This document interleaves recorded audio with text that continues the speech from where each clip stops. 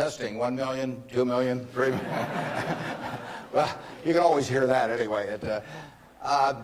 When I came down today, it's been 54 years since I drove down what was then the Highway 6, the Cornhusker Highway, to come to Lincoln to school.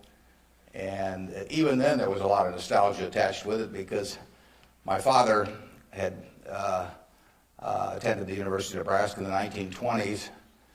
He was editor of the Daily Nebraskan, and one day a young woman from West Point, a student, came in to apply for a job as a reporter on the Daily Nebraskan, and my father not only hired her as a reporter, but he married her shortly thereafter. So both my parents attended here. My grandfather on my mother's side was here in the 1890s, and so a lot of good things have happened to me because of the University of Nebraska. I received a terrific education here. I was telling the dean the most valuable thing I learned here, but I learned a lot, but the most valuable was accounting, and we had a wonderful professor named Ray Dean. There may even be something named for him down here, isn't there? Yeah, he was, I'd been to the Wharton School, I went to Columbia Graduate School subsequently, and I took a lot of accounting courses, but by far the best instruction I received in accounting came from Ray Dean, and there's nothing more important. People ask me what they should take in business school, or even if they don't go to business school, what they need to know before getting in business, and I tell them, you have to understand accounting. It's the language. I mean, it's like being in a foreign country without knowing the language if you're in business and you don't understand accounting. So you want to get as comfortable with that as you are with the English language. It's made me a lot of money because I listened to what Ray Dean had to say 53 or 4 years ago, and have been able to understand what I was seeing on pieces of paper, what that told me about businesses, and the limitations of what it told me about businesses. But that's the way we invest. Yesterday I was in Knoxville, Tennessee, and we bought a company. We agreed to buy a company called Clayton Homes about a week ago. It's a big company in the manufactured home business. We agreed to pay $1.7 billion for it. I made that deal over the phone without ever meeting the people there, but I had seen enough through reading 10Ks, 10Qs, annual reports, but looking at figures, what they tell me in terms of the kind of people even running the place, the kind of accounting decisions they make and so on. I was able to make that $1.7 billion transactions over the phone. Yesterday was the first time I met the people, and their board of directors had actually approved the deal a week earlier. So it's, I couldn't have done that if I hadn't have, had a great time at Ray Dean's class 53 years ago. So if I'm going to tout one thing, aside from this particular leadership class, of course, if I'm going to tout one thing, I would tell you that get comfortable with it. It may not happen the first week or the first month in the class, but get very comfortable with accounting. So I run into CEOs periodically who really don't understand it. They try to bluff their way through, and you can see in their faces, they're frightened almost when somebody hands them a balance sheet or an income statement. They really don't know what it means, and they have to count on somebody else. And that's something you shouldn't count on. We make all our acquisition decisions ourselves. We don't call in consultants or anybody. We don't call in investment bankers, much to their disgust. No investment banking fees in the Clayton Homes deal, because it's my responsibility running Berkshire to understand enough about our acquisition decisions to make them based on the numbers that I see and what I see there. This course, however, is about leadership, and I'd like to talk just for a minute about that, and then I'd like to really talk about whatever's on your mind, and we'll get questions. But leadership obviously it's a very simple thing in concept. My job as the leader of Berkshire Hathaway is to have visions and goals for the company overall, with a long time horizon attached to them, and then to get those goals accomplished through other people. That's what it's all about. I can't do it myself, so I have to know where I want us to get to. I have to see over the next mountain if possible, but then I have to get a lot of other people to look over that mountain with me and really do the job. I mean, they are the ones that get it accomplished. So it's getting things done through other people. Now, Berkshire is like many large corporations in certain ways, but it's really quite different in many ways. We have over 150,000 people now working for Berkshire Hathaway in dozens of companies throughout this country primarily, and even abroad a little bit. We have exactly 15.8 people in headquarters, and Deb Ray came down with me today, so we've only got 13.8 there today. And we're probably working just as well with those 13.8 as we would if Deb and I were in the office. But that's an unusual organization. I mean, we have dozens of operating managers, CEOs of their businesses, out there running them today, and they do it without any direction from the home office except for one very limited piece of direction that I give them, which I'll get to in a second. But we have these people, and they're an unusual group of people running these businesses because most of them have sold their businesses to us, and they're very, very wealthy. 3/4 of our managers do not need to work financially. They have no reason financially to work. Probably 3/4 of them are worth at least $50 million, and we have some that are worth in the billions. And yet these people jump out of bed every morning, and work, and they work weekends, and they love working. And why is that? And what's the key to that? Well, the key really is the same reason I keep working. I'm 72. I'm getting Social Security now, so I should be in Florida, pushing shuffleboard around or something of the sort. But I do what I can do. Anything in the world I want to do. But what I want to do is run Berkshire Hathaway. Now, why do I want to run it that way? There's a couple things. A, I get to paint my own painting. I go down there every day, and I feel like Michelangelo. They're working on the Sistine Chapel or something. Nobody else may think it's a great painting, but I get to paint my own painting. I do not have people second guessing me. I do not have people saying, why don't you use a little more red paint than blue paint? Why don't you paint a seascape instead of a landscape? I get to do my own thing. It's a form of creativity. It's exactly like somebody feels it's a professional golfer or somebody feels it's a painter. They're not doing it for the money, primarily. They're doing it because they like doing something well, and that it happens to be down the route of their talents. And the second thing I like, frankly, is I like applause. I like appreciation. So I like having shareholders who feel good about what I've done. I mean, I have a 96-year-old aunt, and her husband went to the University of Nebraska too, and she is, she has all her money in Berkshire Hathaway, and she counts on me. And she's out in Palm Springs now, and her whole net worth is in Berkshire. And I've got cousins, and I've got everybody in our family has got all their money in Berkshire. And so those people are counting on me, and that's kind of fun to have something where you can actually deliver for other people and change their lives in positive ways. As a matter of fact, we had a couple that nobody had ever heard of up until a few years ago, the Othmers in New York. They came from Omaha. Don Othmer went to Central High. Mitt Othmer, not sure which high school she went to in Omaha, probably South High. They left $750 million when they died. Nobody ever heard of them. And I think a substantial portion, went right here to the University of Nebraska. It was probably a total surprise to the university when they got, I don't know, you probably got $150 million or so. Yeah. Thank you. Yeah. Well, you should thank the Othmers, but nevertheless, you see the money, you see good things happening out of it. So it's fun. I mean, it's, it beats playing golf every day or something of the sort. So I say, if that's what turns me on, what's going to turn on these managers that are out there running things like Clayton Homes, or we've got a company, Flight Safety, that trains more pilots than anybody in the world. Flight Safety is run by an 85-year-old man, Al Yulshi. Al started the company with $10,000 in 1951. It now trains 4 or 5 times as many pilots as non-military pilots as anybody in the world. And he is there at 85, and it's a matter of public record. He's got $1 billion worth of Berkshire shares. He works 7 days a week. He loves it. And he loves it for the same reason that I love what I do.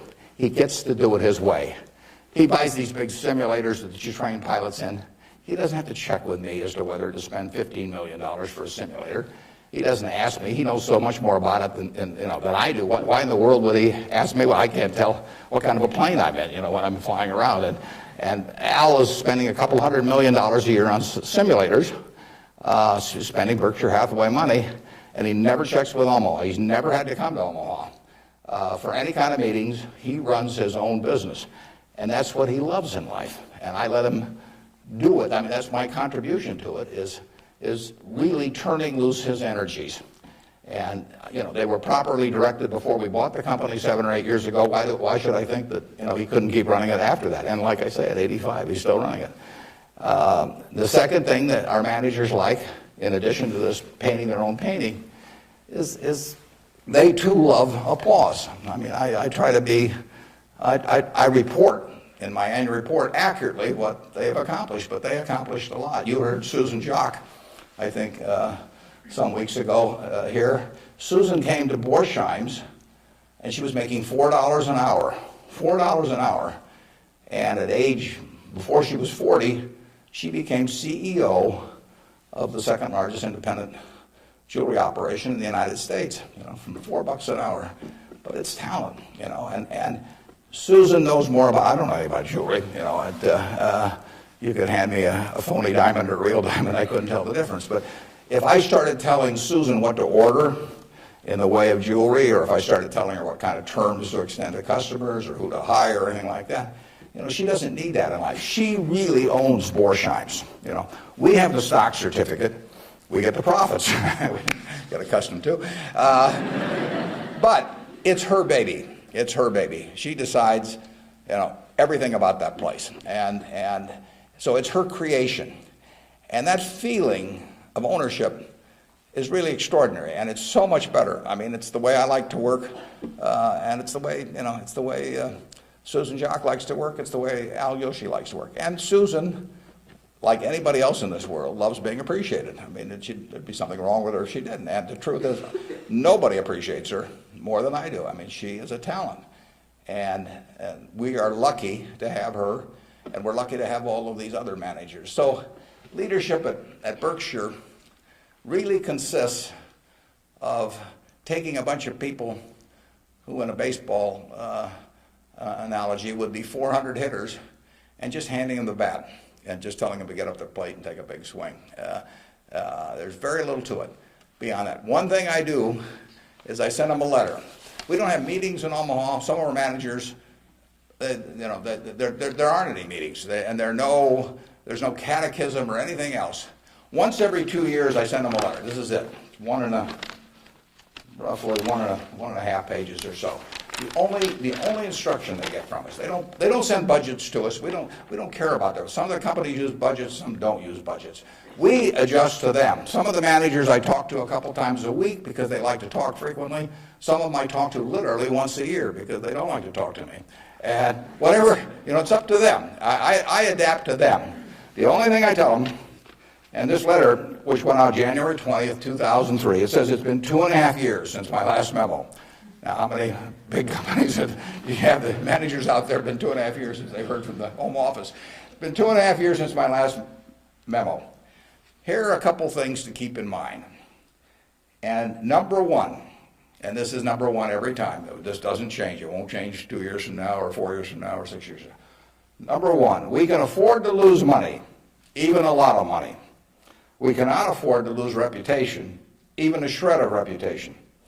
Let's be sure that everything we do in business can be reported on the front page of a national newspaper in an article written by an unfriendly but intelligent reporter. In many areas, including acquisitions, Berkshire's results have benefited from its reputation, and we don't want to do anything that in any way can tarnish it. Last year, Berkshire was ranked by Fortune as the 4th most admired company in the world. This year, we were 3rd in the United States. They just published it. It took us 37 years to get there, but we could lose it in 37 minutes. And that's the message. I mean, we can lose money. It does, nicer to make money, but we'll figure out ways to make money. But we can't lose a shred of reputation, because you don't get it back. And you can. I said 37 minutes, but you can lose it a lot faster than that. You can lose it in 5 minutes. And in fact, I was talking to Bruce coming in, and he did some work around Salomon Brothers, and I went back there 11 years ago because this firm, which had the second largest balance sheet in the United States at that time. It was a preeminent firm on Wall Street. John Goodfriend, who ran it, had his picture on the front of Business Week as the king of Wall Street. And in late in April 1991, he made a fateful decision. It was reported to him that an employee down the line had flim-flammed the U.S. Treasury, had broken some rules, tried to play games with him.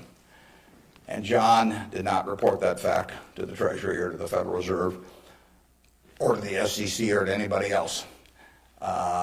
He didn't do anything wrong himself, but he got behind the curve. He didn't report it. The president of the company, Tommy Strauss, didn't report it. If you saw that Katie Couric show on Sunday night on the Central Park Jogger, Tom Strauss was on there, but Tom Strauss ended up losing he was president of Salomon Brothers. John was chairman, John Goodfriend. They didn't do anything. They dawdled. And after a few weeks, the same guy that had committed the terrible acts earlier, on May 15th, he did the same thing again at a Treasury auction. And now they were in this terrible pickle because they had known about this on about April 28th, that this guy was a bad actor, and they hadn't done anything. And now on May 15th, he does the same thing again. And now if they go, they start feeling if they go and talk about it, that people will say, well, why weren't you in here before? So they just kept trying to shove it out of their mind and do other things. And it came within inches of destroying the firm. It destroyed their careers. I mean, John Goodfriend had spent 30 years in Wall Street and had a fine reputation. The king of Wall Street was brought down by one simple act of omission. All he had to do was pick up the phone. Jerry Corrigan was head of the New York Fed. He had to pick up the phone and say, Jerry, you won't believe this, but this crazy guy in our Treasury Department, a fellow named Mosier, has just done this thing, and I'm terribly embarrassed, and what can we do to make it right? I mean, and Jerry Corrigan, being Jerry Corrigan, would have turned red in the face and gotten very mad and issued a lot of language I couldn't repeat here, but in the end he would have said, thanks for calling and telling us about it immediately, and we'll slap a fine on you or do whatever is appropriate. And the next day, the firm would have gone on fine, but John Goodfriend, actually, a perfectly okay guy, but he didn't act when it counted. And Tommy Strauss, who was number two, the same way. And later on, they were fined and in a certain way kicked out of the securities industry. And Salomon barely survived. 8,000 employees around the world had their future in real jeopardy because of that single act. So just apply the newspaper test. That's what I tell our managers. I could have a 1,000-page book of ethics. I could have all kinds of rules and hundreds of, but in the end, just all you got to do is think about, do you really want what you're doing put on the front page of the paper tomorrow to be read by your parents, by your spouse, by your kids, by your neighbors, by your coworkers? And if you're embarrassed about it, just forget about it. You're all going to do well financially. The nice thing about it is, you live in America in the year 2003. You don't live in Bangladesh. You don't live in America, of 1790 when it would. You live in a society which has a GDP of over 10 trillion, and you can just pick up the crumbs and you're going to do great. You've all got the qualities. It takes three qualities essentially to do well, and extremely well actually in this country. It takes intelligence. It takes energy, and it takes integrity. Now, everybody in this room has the requisite intelligence. You wouldn't be here if you didn't. I mean, it doesn't take 180 IQs, although I'm sure you all have those. But it takes reasonable intelligence. You're getting a great education. You've got the energy. That's why you've shown up in school. And it takes integrity. And I say, if you don't have integrity, we don't want to hire somebody that's got intelligence and energy if they don't have integrity. We'd rather hire somebody that's dumb and lazy if they don't have integrity, because they probably will never get around to cheating us or doing something. Last thing in the world I want is somebody that's lacks in. Mosher had intelligence and energy at Solomon. He was head of the government bond trading thing, and he had lots of intelligence and he had lots of energy, and he went to jail, and he almost brought down the firm. So, and integrity is absolutely an option. You may not be able to throw a football 60 yards, and you may not be able to run the 100 in 9.8. You may not be able to sink 3-pointers but you can choose where you stand on the integrity scale. You weren't born wired one way or the other. That is an absolute choice you make. And the heroes I've had in life have been the people that I felt stood out in that respect. My number one hero was my dad, but I've had other heroes, Tom Murphy, Ben Graham, people like that. And the reason I admired them was not because they were the smartest people in the world, although they were plenty smart. And it wasn't because they made the most money. That meant nothing. It's really because I felt they were the classiest people that I ever met in my life. I mean, I saw them behave over year after year after year in a way that I could write their story on the front page of any newspaper, and even in an unfriendly tone, and I could not do anything that would embarrass them in the least. They behaved extraordinarily well. And having the right heroes, is terribly important. You tell me who a 10-year-old's heroes are, and I can give you a pretty good prediction about how they're going to turn out. You want to choose your heroes very carefully, because you're going to look like them at some point, and you're lucky if you've got the right ones. I'll give you an aside, and then we'll get on to your questions. But it's something, you're not parents yet, most of you. But when you're a parent, you are the natural hero of your child.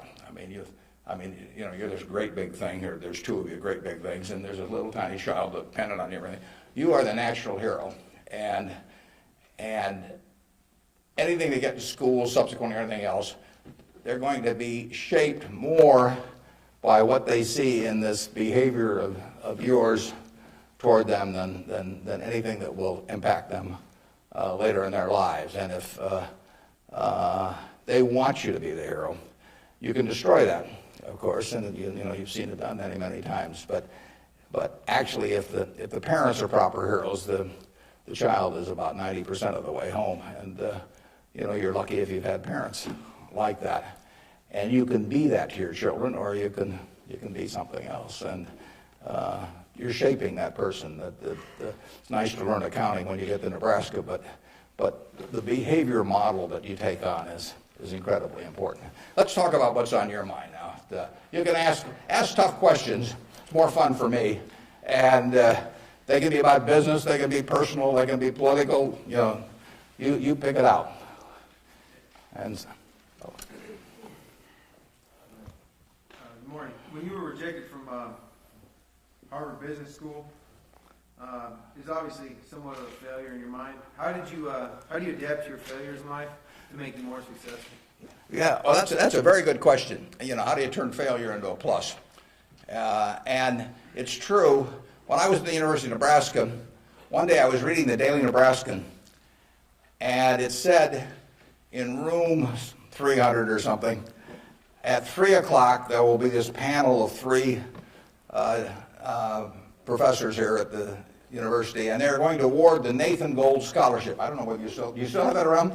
And at the time, it said it would give you $500 to go to the graduate school of your choice. I don't know whether it's changed in amount, but that was it. So I read this, and I went there to this room at 3 o'clock that day, or whatever it was, and I walked in the room, and there were the professors, and I was the only student that showed up. I mean, it really got to them. I mean, they were stuck.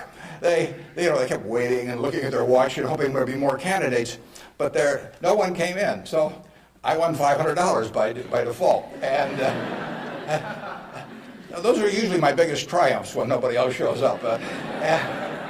And so here I was. I had $500 to go toward it wasn't limited, any graduate school for a master's degree. So I applied to Harvard. My dad wanted me to. And I shortly heard from Harvard. And they said, go to Chicago and meet this fellow who interviews applicants from the Midwest. So I got on the train, and that's what you did in those days, and I spent about 10 hours on the Burlington going to Chicago. Then I transferred to another little interurban train to go up to this country day school where this fellow was the headmaster, and he was the big interviewer for Harvard. And I got there, and after about 10 minutes, he said, better think about something else. But, he come back later on. I was 19 at the time, and I looked about 12, and I acted about 8. So it was not a great combination. So he said, forget it. So I took the little interurban train back to Chicago, and I took the 10-hour train back to Omaha. And all the time I'm thinking, what do I tell my parents? It's kind of embarrassing. But it was the luckiest thing that ever happened to me. Because if I'd gone to Harvard, I would have gone to a 2-year business school. I instead applied to Columbia, where I could graduate in 1 year and get a master's degree. Luckily, that by the accident of it and being in the Nebraska National Guard, which did not get called up for the Korean War, I missed going in the Korean War.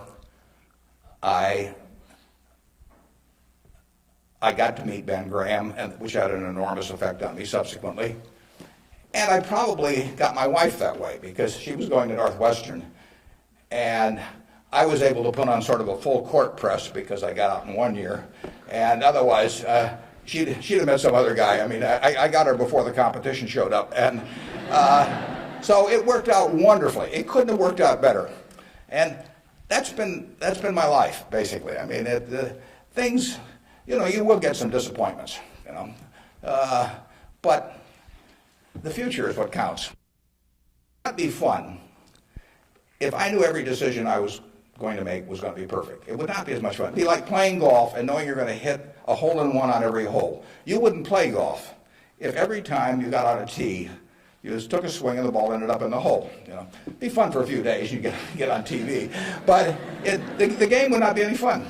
So it's failure, and I wouldn't even consider them failures, but they're mistakes or whatever you want to call them. They're part of the game, and in the end, you go on, and we've made plenty of mistakes in business. We'll make plenty more, and the Babe Ruth, and for a long time, it subsequently got eclipsed by a few fellows, but he held the record for strikeouts. He also held the record for home runs and was the highest paid baseball player until the modern era came along. So it's part of the game. If you take big swings, you're going to miss sometimes. But the Harvard thing, you'll get a kick out of this. They invited me back to the 25th anniversary of this class to talk to them, and I went back. It was kind of embarrassing because this was the 25th reunion, and the class was talking about the next 25 years to these alumni that were back after 25 years. And my job was to talk about the next your financial future in the next 25 years. This was in, whenever it was, in the mid-70s. And right before me on the program, Masters and Johnson were talking about the next 25 years of their sex lives. So nobody stayed around for my talk. But that night at the alumni meeting, the fellow who was president of the class stood up and said, we're big enough to admit when we make mistakes around here, and we turn this guy down and throw him back in the water. And so now we'd like to make him an honorary member of the class. So they did it, and they voted, and everybody voted for it. And I stood up and I said, I recited the story that I told you. And I told him, I said, at the time I was kind of philosophical about this. I was young, and maybe my grades weren't that good or something. And so I took the rejection kind of well. But I said, now that I've met the people that got into class, I'm really sore.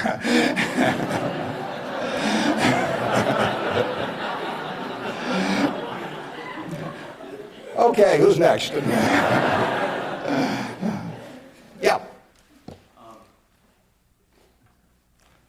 You can ask it, I'll repeat it. Okay. Yeah. I guess my question to you is, after you're dead, how do you want to be remembered, and how do you go about in your daily life ensuring that you're going to be remembered in that way? Yeah, well, really, I only want the minister to say one thing at my funeral. If he gets up there, and they play a few little hymns and everything, Maybe they'll play There Is No Place Like Nebraska. That'd be great. I just want him to stay up there and say, my God, he was old. You know? I'll settle for that.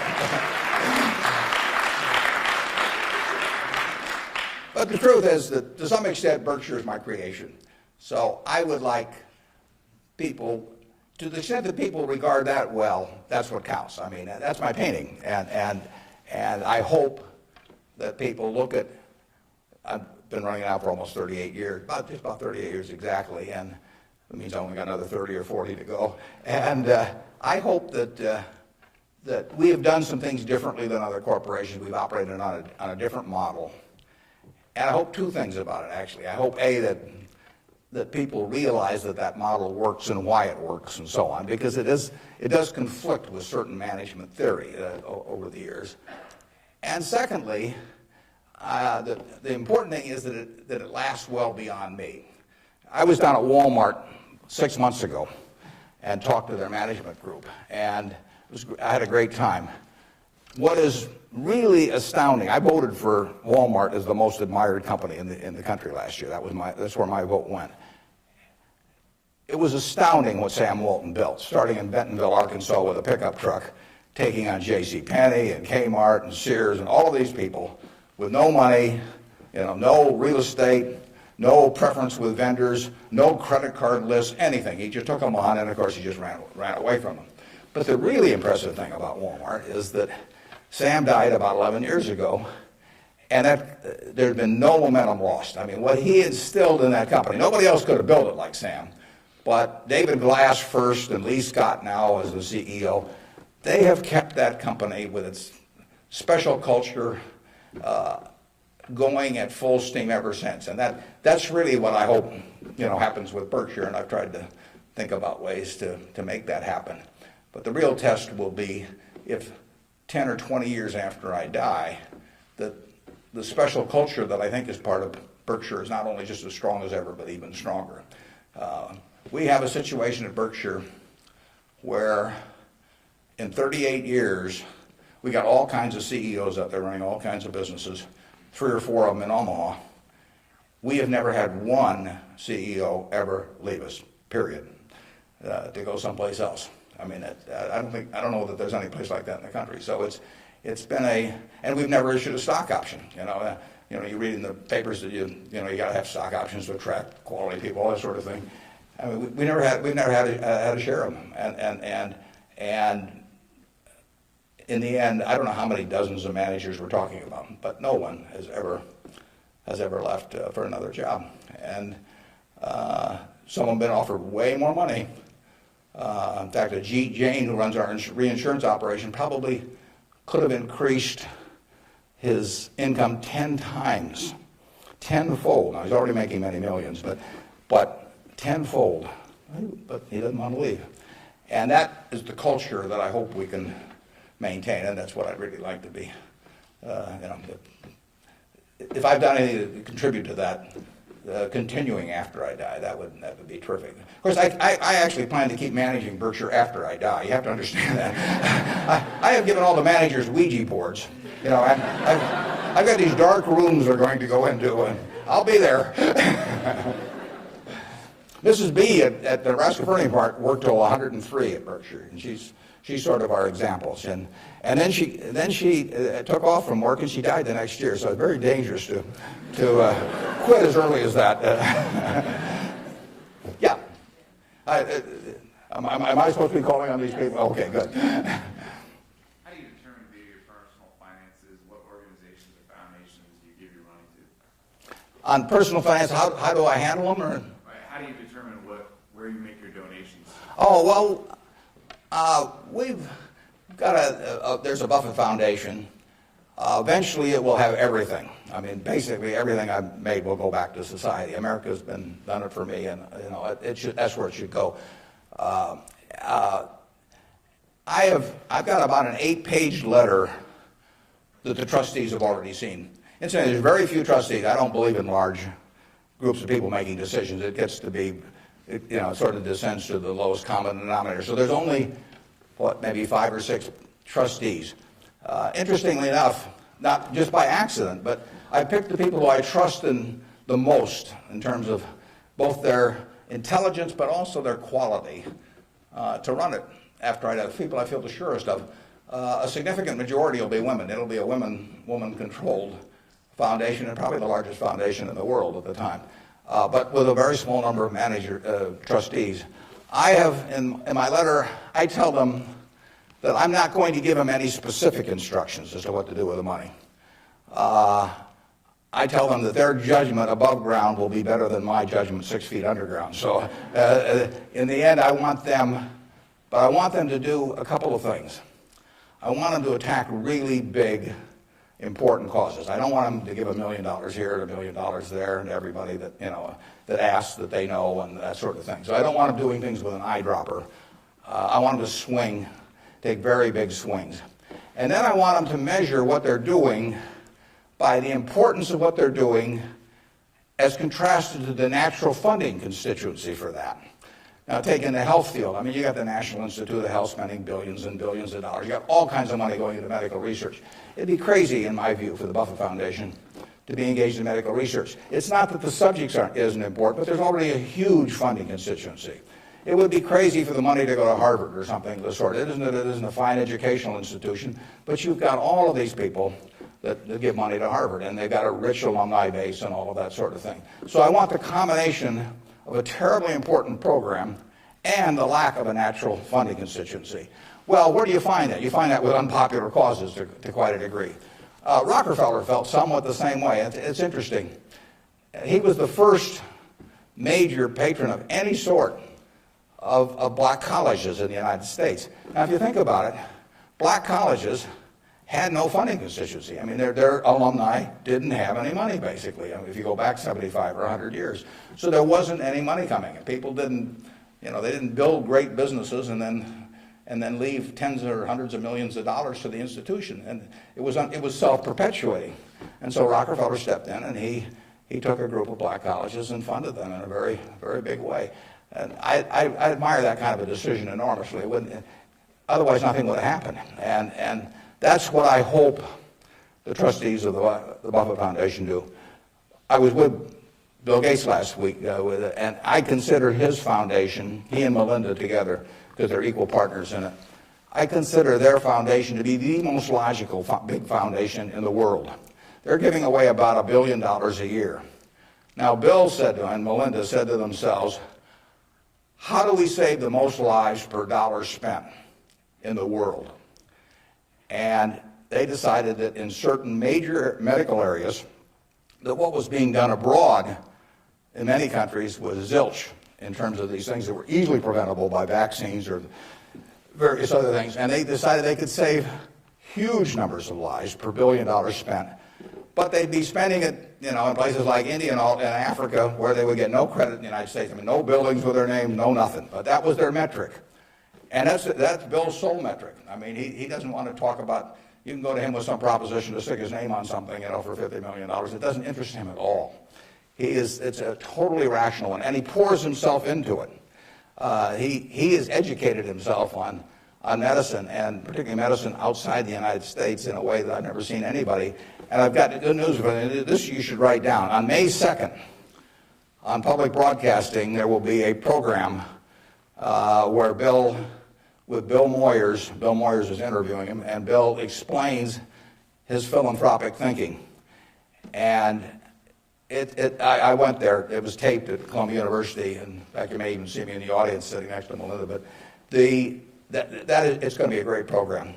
They took about an hour and 20 minutes, and it's going to get edited down to 56 or 58 minutes. But you will hear as cogent an argument for rational philanthropy on that program as you'll ever hear in your life. So it's interesting. That program came about because about 2 years ago, I asked Bill a question at a group I get together, something akin to what you asked him. I asked him to talk about the evolution of his philanthropic thinking.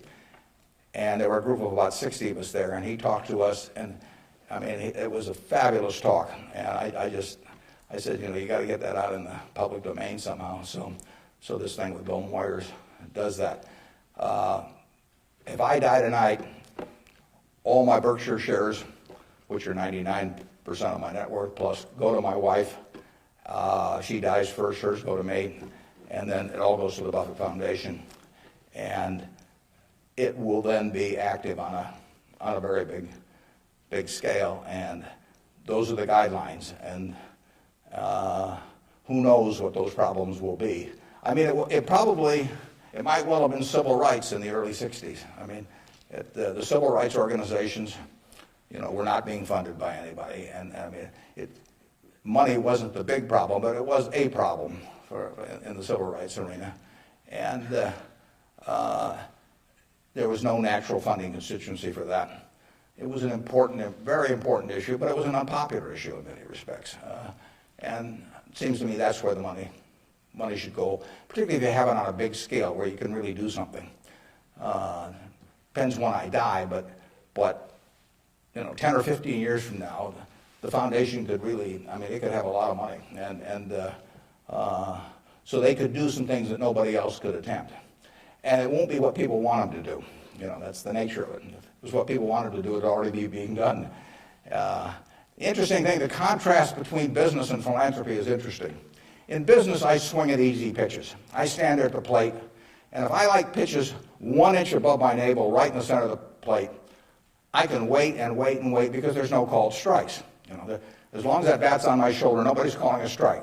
If the pitcher throws me General Motors at 36, IBM at 82, Microsoft at 25, and I don't swing, it's not a strike. It's not a hit either, but it's not a strike. Only when I swing is it a strike. So I wait for easy pitches. I wait for things I understand are exactly in my sweet spot. Philanthropy is just the opposite. You're looking at the toughest problems the world faces, and they're intractable to some extent. These are tough problems. And they have resisted the utilization of money over the years, and that's what makes them tough problems. The problems you can solve with money are the easy ones. It's the problems you can't solve with money. So they are very tough problems. One thing I've gotten involved in just a little bit recently is something that Sam Nunn is heading, the former senator, called the Nuclear Threat Initiative. And essentially, Sam Nunn, who is as well informed as anybody in the world on the subject and articulate and everything, is working on the problem of the nuclear materials and or nuclear talent that exists around the world that might become available to terrorists or to governments to impose on the rest of the society. And there are vast amounts of uranium and lesser amounts of plutonium, and there's a lot of unemployed Russian scientists and so on. So this is something that Ted Turner actually set up a couple of years ago and got Sam to handle. And because AOL Time Warner stock, which was being used to fund it from Ted, has gone down a lot in price, they've run short of money. So that's something I'm involved in. It doesn't, it's not something that has any popular appeal. You can't send out something and get hundreds of thousands of people to respond. But that's the kind of thing that I think the foundation should be doing. Yeah. With the government possibly considering eliminating double taxation on dividends, would you ever consider declaring a dividend on your stock? And what kind of decision-making process do you go through when you're looking at those businesses? Yeah, the question is, with the government considering eliminating the double taxation on dividends, would that change our attitude at Berkshire toward paying dividends, and what sort of decision-making framework do we have about whether we pay dividends or not? Berkshire, I took it over in 1965, and we paid 10 cents a share one year. It happened in the late 60s. I can't remember it. I blocked it out of my mind. I must have been in the men's room or something, because that was the only dividend we paid. The determination is very simple on dividends. Can we retain $1 or $1 billion, or whatever the amount is, of earnings, and have that dollar become worth more than $1 in immediate present value? Now, even though it may not get used for a few years or something of the sort. In other words, is that dollar worth more than $1 if kept in the business? Forgetting about taxes entirely. Let's assume a total tax-free society in terms of dividends. And the answer to that so far has been yes. We have kept the dollars that we've earned and we have created more than $1 of market value for every dollar we've retained. And as long as we can do that, it's silly to pay out $1, even if it's not taxed, and put it in my pocket, where it's still only worth $1 if I can create more than $1 worth of value in the stock. So we have done that now for a lot of years. It doesn't mean we can do it forever, but we've done it for a lot of years, and that is the test. And you will find in the back of the Berkshire Hathaway annual report, which we'll be glad to send to any of you. It's on the internet also. But you'll find in the back of the Berkshire report something that isn't in any other report that I know of. It's something called the Economic Principles of Berkshire Hathaway. That's been in the report every year now for at least 20 years. And those principles don't change.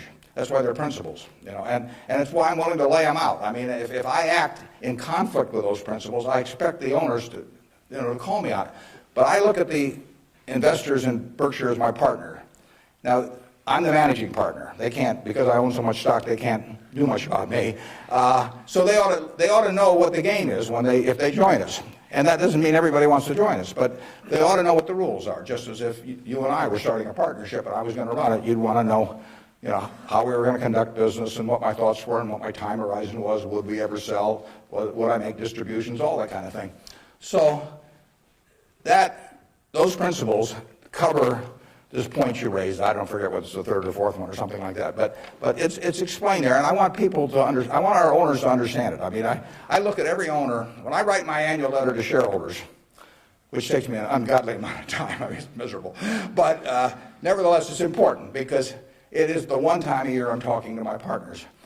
And when I started out, I actually mentally put Dear Doris and Bertie, because those are my sisters. And they have all their money in Berkshire. They're smart, but they're not financial types. I mean, they're not spending their time on that. And I essentially want to be talking to them as bright people who don't know a lot of financial jargon necessarily, but they're interested enough that they'll read a lot because they got all their money in it. So I don't have to worry about keeping it short or anything like that. If I'm talking about their money, I've probably got their interest, and I take that off at the very end, and then I take off Dear Doris and Bertie, and I put to the shareholders of Berkshire. But I want to tell them exactly what they're in. I want it to be just as if our roles were reversed. That's always the test. If Doris and Bertie were running the place, and I was living in Carmel, California, like Bertie is, what would I want to hear from them, the managers?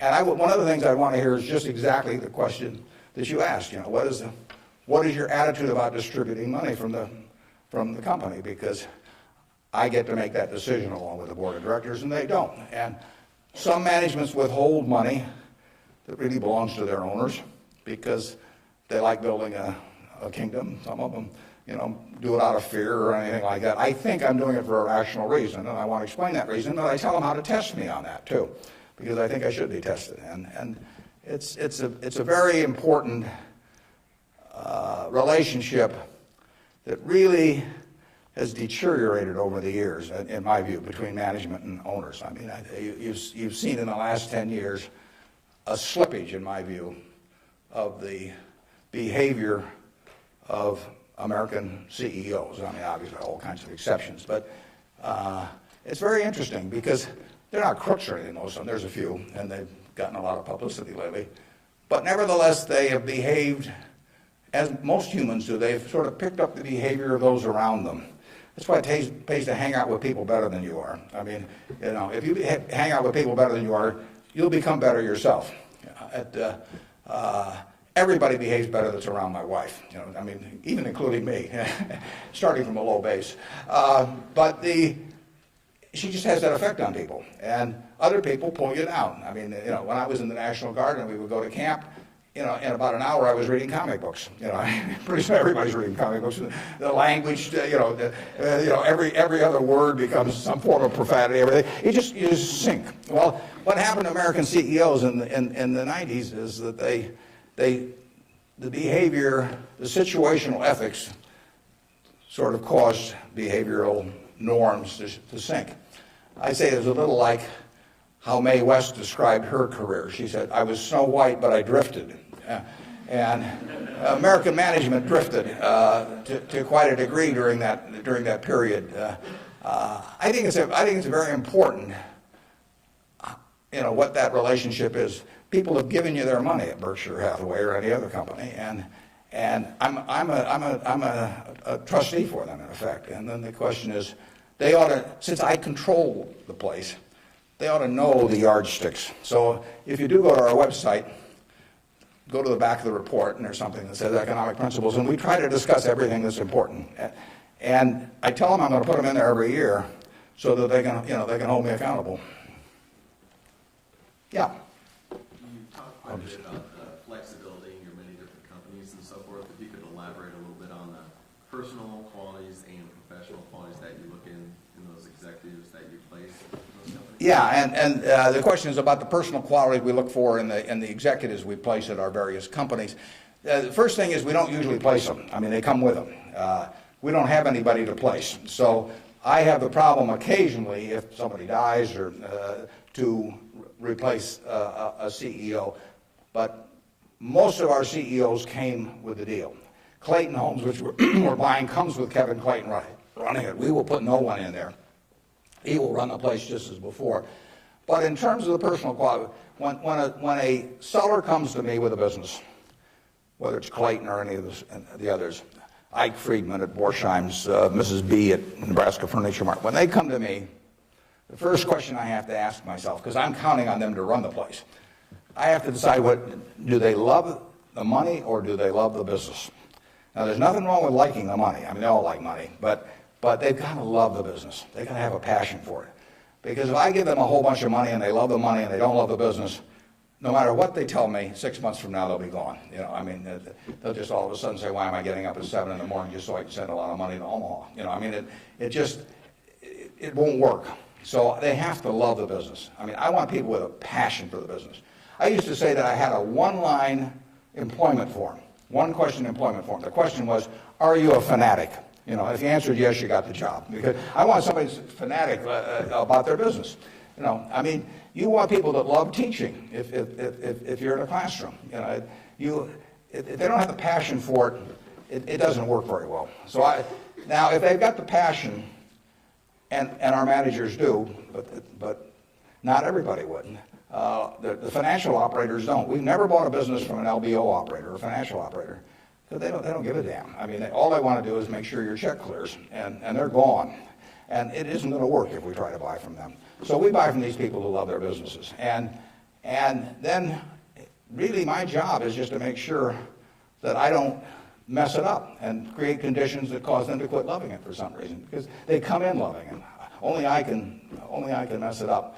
And they care about being treated fairly on compensation, but they don't measure it against everybody else. They don't have a lawyer they're negotiating with me. I mean, I don't have a compensation arrangement with any of these managers that can't be put in one paragraph. And then I go to other companies where they have a lawyer come in and there's 80 pages, and it tells what's happened, how much they get paid at severance if they end up going to jail. I won't deal with somebody that thinks that way. And that's fine. There's a self-selection process in terms of who comes to us. There's this invisible filter out there that causes the Claytons of the world, the Al Yoshis of the world, the Ike Friedmans of the world, the Mrs. B's of the world to come to us. When I made the deal with Mrs. B in 1983, Mrs. B had another offer from somebody else that was somewhat higher, and she just said, I don't care. She only owned 20% of the company. She had 4 children, they each owned 20%. She told them, I'm selling to Mr. Buffett. She always called me Mr. Buffett up till when she was 104. In fact, when I'd walk in the store, she'd say, here comes my new young boyfriend, which I don't get that a lot of places, I can tell you. But she built this thing. She came over here in 1921 or 2. She landed in Seattle with a tag around her neck. She couldn't speak a word of English. Said Fort Dodge, Iowa. She couldn't communicate. She just had the tag. The American Red Cross got her out to Fort Dodge. And for 2 years, she got no place because nobody spoke Russian or Yiddish, actually.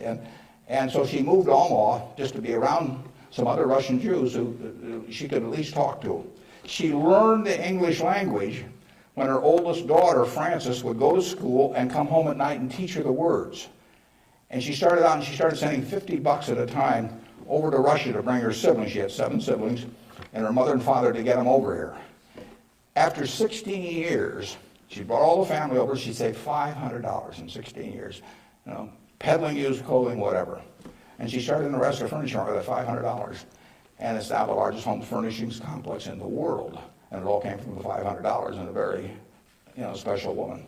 And can you imagine building something like that and selling it, to some financial operator who's going to resell it, and try and go public with it a couple of years later? And it meant something to her. She wanted it to continue like it has continued. And those are the kind of people we want to attract. It isn't so much me selecting them, it's them selecting Berkshire. I mean, that's the key. And frankly, we've gotten to that position in this country where the people that do care about their businesses, good-sized businesses, there's no second choice besides Berkshire. We get them. They come to us. We had a woman, Doris Christopher, come to us last year. Doris Christopher, in 1980, had 2 little girls, lived in Chicago, lived in a probably $20,000 house. And she and her husband both worked. She's looking for something to do to make a little extra money. She thought about catering and decided that it would take her away from the kids too much. So she decided that what she knew best, though, was she'd been a home ec teacher. She knew cooking. And she knew the kitchen and what was useful to people. So she borrowed $3,000 on her life insurance policy. That's all she had. She went down to the merchandise mart in Chicago and said, what's the least amount of this utensil or that utensil a manufacturer would sell? Usually a dozen. And she took them home. And then she had the idea that she would hold these parties, essentially, in people's homes. And so she arranged with a woman in suburban Chicago to hold the first party. She almost turned back. She started driving there. She thought, oh, they'll laugh at me and I'll knock the stuff over and they won't buy it. But she do. She's very unsure of herself. But she went there. She sold, I think, $175 worth of goods that night. She sold me her business last year. And that business made $140 million pre-tax from this $3,000 investment. That woman had a passion for her business, and she understood her customer, and she loved her customers. She loved the people that worked with them. She got 67,000 associates. It's called the Pampered Chef. Some of you may have been to a Pampered Chef party. Almost 1 woman out of 10 in the United States bought something from us last year. And now, unfortunately, I have to acknowledge that she probably didn't understand accounting that well, but she understood her customer and she understood people, and she likes people. I met her one time, but when she wanted to sell her business, there wasn't anybody else to sell to as far as she was concerned. She came to Omaha. We made a deal in a few minutes. The compensation deal took us 15 seconds. She's running the business. I've never been there. They're in Chicago. I hope they're there. I mean, we paid a lot of money for this. I mean, someday we'll buy a business and there'll just be some guy in a closet someplace saying, what figure shall I send Warren this month? But I've never been there. I've met her and I've seen the results of what she's done, and she is in love with the company. Yeah. How do you intrinsically value the businesses that Berkshire acquires? How do I value the business that Berkshire acquires? Well, the first thing I have to decide when somebody calls me is valuing this business within my circle of competence. I don't know how to value Microsoft. I don't know how to value Oracle. I mean, if Larry Ellison calls me or Bill Gates calls me, and they don't. But if any of those, I don't know, or biotech or anything, I wouldn't know how to value it. I just, I'd wish them well and tell them, I think it's worth twice as much as they think it is, but I'm just not in the mood to buy today. I don't know. So it has to be within my circle of competence. My circle of competence is, businesses I can understand. And when I say understand, I don't mean understand how to use a computer or not use a computer in terms of a computer company. I mean understand what the economic characteristics of the business are and what the company's really going to look like in 5 or 10 or 20 years. Bill Gates will tell you that if he were investing, he would buy Berkshire rather than Microsoft because it's so much easier to understand what our businesses are going to look like, whereas he's in a business where you're going to really have to be doing things differently over time. So I know that Wrigley's is going to be the #1 chewing gum in the country. I know Snickers is going to be the #1 candy bar in the country 10 years from now. It's been the #1 candy bar for 40 years. You don't have to be very bright to understand that when people lay out 50 cents for something that they stick in their mouth, that they're not about to experiment. I mean, we try to look at businesses we can understand. Now, I got a call a year and a half ago from a fellow, I never heard of him, in Denver. His name was Craig Ponzio. Craig called me up, and never heard of him. And he said, I've got a business that's your kind of business, and I want to sell it. Here's the reasons. Happen to do with health. And although I don't pay much attention to the reasons. And he said, it's the leading company by far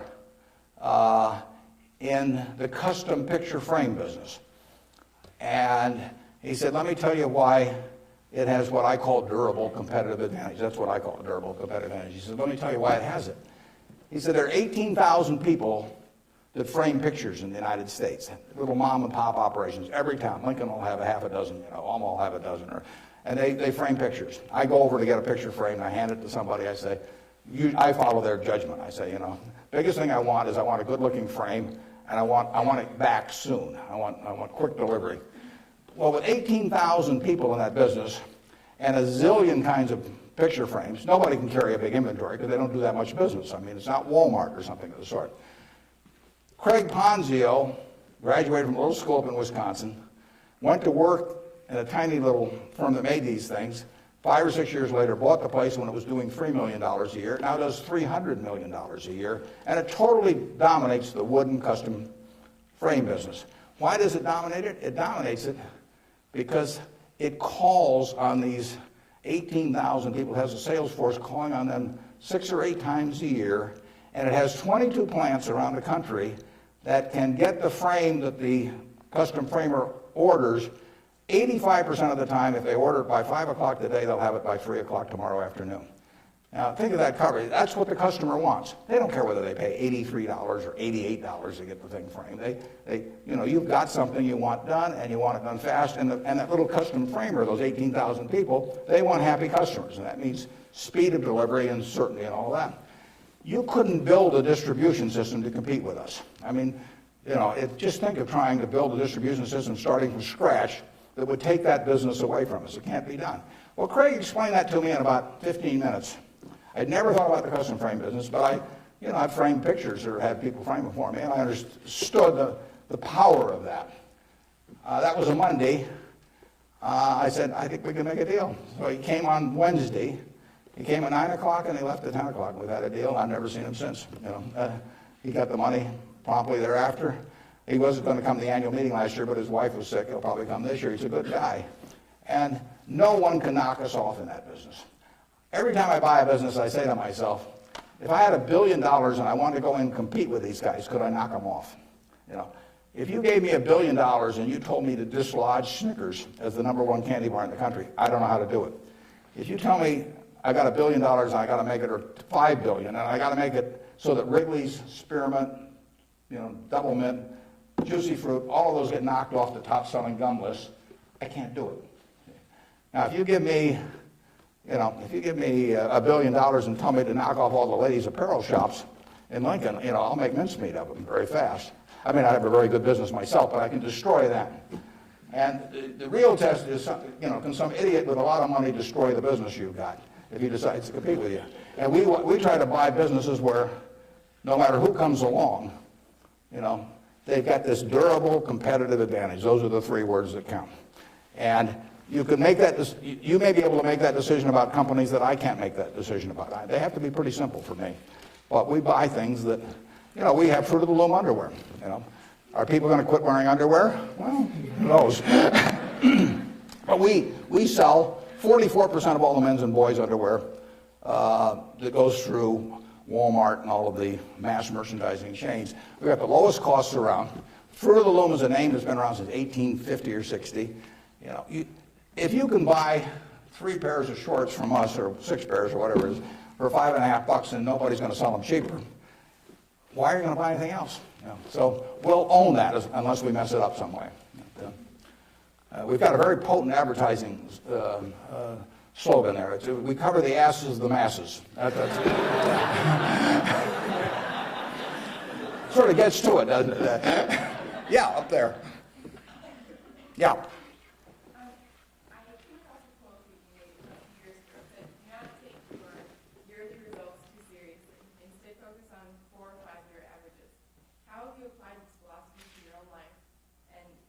Examine your successes in your personal life based could you repeat that just a little louder? I think I got most of it, but try me again. Okay. I'm going off your quote that says, do not take yearly results too seriously. Yeah. Instead, focus on 4 or 5 year averages. How have you applied this philosophy to your own life? Okay, yeah, the question is, since I say 1 or 2 years doesn't make much difference in business, but longer term does, how do I apply that in my life? Well, I could probably give you some terribly philosophical answer on it, but the truth is I get up every day and just do what I love doing. And I want people around me to have good experiences, but the truth is I don't spend most of my time thinking about that. I mean, I spend most of my time thinking about what can I do to keep Berkshire going the way it has gone.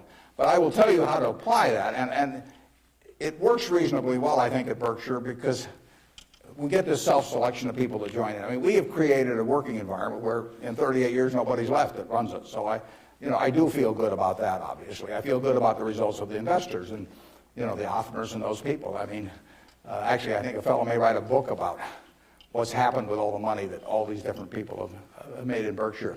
But I'll tell you the test on that, and it's a terrific question, because you will, when you get to my age, you will not measure how well you've done by how much money you've got. I can guarantee you that. You'll all do fine on money anyway. I mean, think about it. 7 hours a day, you're in a bed. You got exactly the same mattress I've got. If you don't, we'll sell it to you at the furniture mart. We're on a parity. I can't outdo you, in terms of my sleeping enjoyment. You can match it by buying this mattress, which we'll give you a special price on. Just mention my name. We eat at the same places, We eat at Dairy Queen, particularly if you're in my position because we own it. But we eat at McDonald's and Burger King, and when I leave here, I'll stop by a fast food place. So our eating experiences are the same. We travel the same. I mean, I had a 10-year-old car up till about a year ago, and it just doesn't make any difference to me. They all work. We live in a place that's warm in the winter and it's cool in the summer, and we watch the Super Bowl on big screen TV. You do it, I do it. We dress more or less the same. I mean, I pay more for my clothes, but they look cheap when I put them on. So we're really on a parity. Yeah. So the money isn't going to be that big a deal. Everybody in this country is going to, with the intelligence this group has, the energy you have, you're going to do well. So what's the difference? What really counts? Well, I would say that you will measure. Health is enormously important, and that's a matter of a fair amount of luck. I mean, so I'm not shortchanging it. I'm just saying you can't do too much about that. But you will measure your success in life by how many, and extent, whether it's the people you want at 70 or whatever the age may be, you'll measure it by how many of them really love you, in the end. I mean, you can't buy love. I mean, it doesn't work. You can buy sex. You can buy testimonial dinners, you can buy your name on buildings, you can do all kinds of things. But the only way you get to be, love is to be lovable.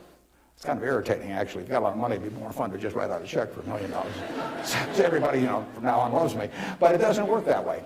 And in fact, the only way is to be lovable. And I've got this friend who came out of Auschwitz and had at least one member of the family die there. And what is it now? It's 60 years later. She still, when she looks at people, it's a Polish Jew, when she looks at people, the question she asks herself in determining who she really trusts as friends, the one question in her mind is, would they hide me? Now, when you get to be 70, if you've got a lot of people that would hide you, you've had a successful life. I know people who have a tremendous amount of money, no one would hide. Their own kids wouldn't hide them. I mean, they really wouldn't. I mean, their business associates wouldn't, or anybody else. If it really came down to it, they don't have anybody's respect. They've got their attention maybe with money or something of the sort, but nobody loves them. And my friend Tom Murphy at Cap Cities TV, I mean, dozens of people would hide Murph. All kinds of people would hide my wife. Ben Graham, a lot of people would have. My dad would have had a number. And then, like I say, that I can tell you people that everybody may pay homage to them, and the kids may put up with them and hope they don't change their will or something. But the truth is that nobody would hide them. And if you've got a lot of people that would hide you when you get to be 70, you will have had a very successful life. Okay, right in front.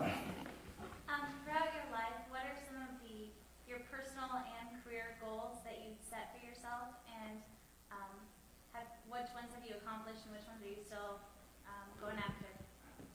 Yeah, just in terms of personal goals, or Just goals that you've set for your life that you've accomplished. yeah, well, I would, the truth is the main goal I've had has been at Berkshire. I mean, it might be more admirable to say that I was feeding the poor or something someplace in India, but it isn't true. I mean, it's been the focus of my life most of the time. The money will be, I think, used for very good purposes later on. I don't use any real amount of it myself. But actually somebody else was going to do most of that, and I picked good people to do it.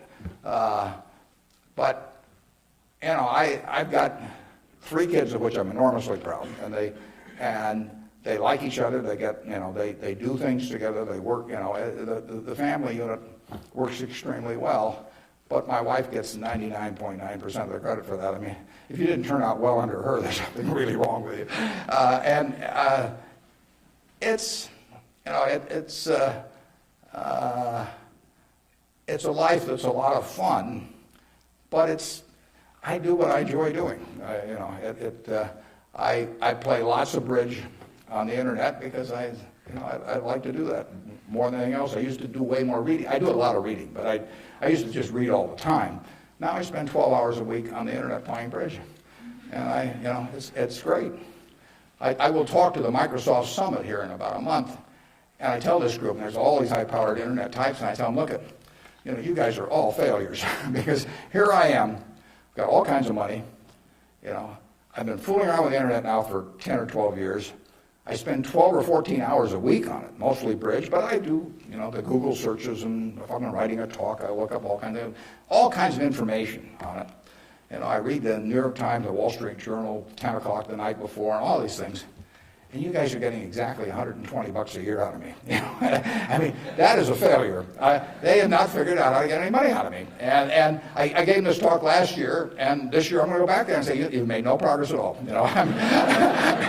It's $120 last year, it's $120 this year, and in between I've had 600 hours of enjoyment and learned all kinds of things. So I do enjoy, that. I enjoy that more than anyone. Now, when I was young, I thought I had a lot of money. I'd own a professional sports team, and I'd play golf all the time, maybe have my own private golf course, all kinds of things. Just doesn't mean anything to me, I have something where 365 days a year, everything is good. I work around terrific people. One of them is here today that came with me, that drove me down. And I mean, I get to select the people I work with. That's a huge, huge luxury. I mean, literally, just think of if you had to work for a boss you couldn't stand, or work around people that cause your stomach to churn. It'd be miserable. So the ultimate luxury really is doing something every day that you love doing with people that you love doing it with. And I've got that, by accident to some extent. I say if you take on a job just to make a lot of money and it causes your stomach to churn, and you go home at night and kick the dog and all that sort of thing, that's a little bit like marrying for money. It's probably a bad idea under any circumstances, but if you're already rich, it's crazy, right? I mean, if I marry for money, I would have my head examined. And what's it going to do? And so it is, and we're lucky in this country. I mean, we won what I call the ovarian lottery when we were born in this country. It was 4 times or likely you would have been born in China, just about as likely you've been born in Bangladesh. You're born in the greatest society in the world, so make the most of it and have a good time. Let's see, who's had, okay, up there. You 2 guys are next to each other, you can fight it out. What has, whether it be professionally or personally, kept you and your business in Omaha or in the state of Nebraska? Well, that's a good question. Why do I stay in Omaha? Well, I love it. And, my grandfather went to Central High, my dad went there, my wife went there, my kids went there, and now my grandchildren are there. My grandchildren say they have the same teacher that my grandfather had. But there's continuity, there's friends, there's all kinds of things. I mean, there's no disadvantage to being in Omaha. I mean, I like New York when I'm there. I've got a house in California, and I get around some, but I can't imagine anything better. I mean, You know, what doesn't it have? I have a home. I've never sold a house in my life. I have a home I moved into in 1958, so I've been there, 45 years or so. I'm 5 minutes from the office. I moved into the office in 1962. I've been in there 41 years. We've just gotten so we take a whole floor. It's taken us 41 years to where we can use a whole floor. Kind of discouraging. But there I am, 5 minutes from the office. Everything's easy. And it all works. I know I've known the doctors all my life. I've known everybody. I feel connected. My aunt taught in the public school system in Omaha. I named a scholar prize that I give after her. But I mean, it all means something. And I've lived in New York for a couple of years. I lived in Washington, D.C. for some years. I never felt that kind of connection at all. So and there's absolutely no disadvantage. I get the same information. Actually, with the internet and, and Bloomberg and all of that, no one can get any information any faster than I can get it. And there's just no downside. And I think it's been a terrific environment for my kids to grow up in. I mean, my kids have grown up in a neighborhood, perfectly normal neighborhood. I mean, no fences around it, no golden ghettos or anything of the sort. They've gone to an integrated public school. School has probably had between 20 and 30% black students for 75 years. They have great teachers. I mean, I think that, part of education is a total life experience. And I think it's great that we have a good public school system in Omaha. I mean, if I lived in Washington or Los Angeles or New York, I'd have to send my kids to private school. I wouldn't want to do that. I'd do it because I wouldn't send them to a vastly inferior school just to prove some point. But the nice thing about it is I haven't had to make that choice in Omaha. I've got classy public schools, the same kind I went to 50 or 60 years ago. And they get more out of that experience, in my view. They have a better balanced view of life going through that experience than if I sent them off to some private school.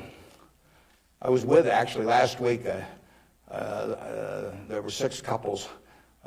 Bill and Melinda Gates arranged it, and they had the headmaster of a private school in Seattle that Bill went to, and it's a classy school. But, if I gather in terms of the public school system that you're making a conscious decision to hurt your kid if you don't send them to a private school if you can afford one, and that's why these people do it. And I don't blame them. I mean, I do the same thing. But the nice thing about it is that Omaha, and I'm sure Lincoln as well, and throughout Nebraska, we have kept a good public school system. And frankly, I think that's one of the most important things in America, because one of the things has made America what it is. Think about it. 1776, 3 million people in America, 300 million people in China. They had 100 times as many people. They had the same IQs we had.